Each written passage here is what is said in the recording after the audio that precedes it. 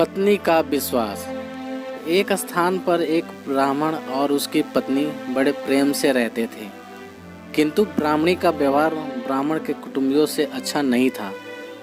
परिवार में कलह रहता था।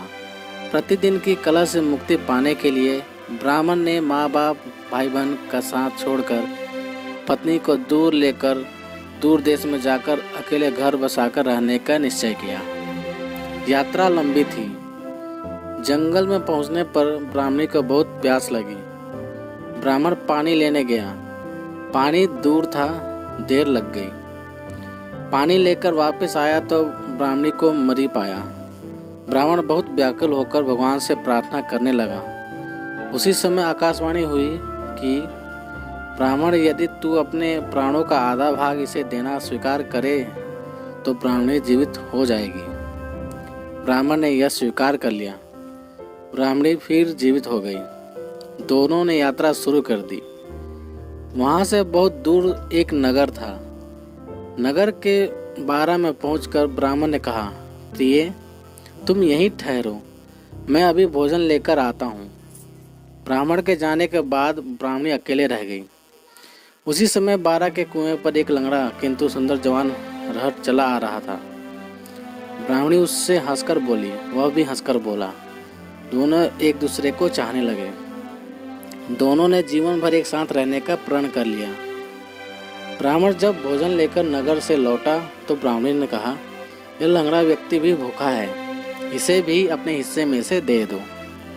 जब वहां से आगे प्रस्थान करने लगे तो ब्राह्मणी ने ब्राह्मण से अनुरोध किया कि इस लंगड़े व्यक्ति को भी साथ ले लो, रास्ता अच्छा कट जाएगा। तुम जब कहीं जाते हो तो मैं अकेली रह जाती हूँ, बात करने को भी कोई नहीं होता, इसके सुनने वाला तो रहेगा। ब्राह्मण ने कहा, हमें अपना भार उठाना ही कठिन हो रहा है, इस लंगड़े का भार कैसे उठाएंगे।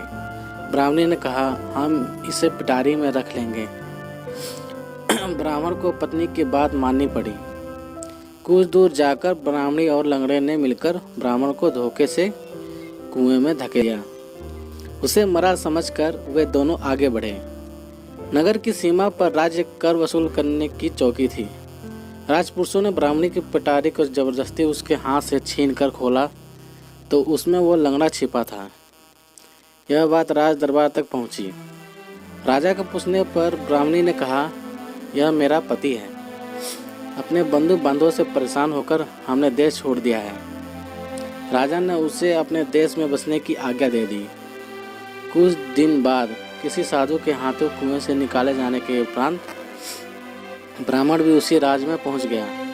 ब्राह्मणी ने जब उसे वहां देखा तो राजा से कहा कि यह मेरे पति का पुराना वैरी है, इसे यहाँ से निकाल दिया जाए या मरवा दिया जाए। राजा ने उसके वध की आज्ञा दे दी।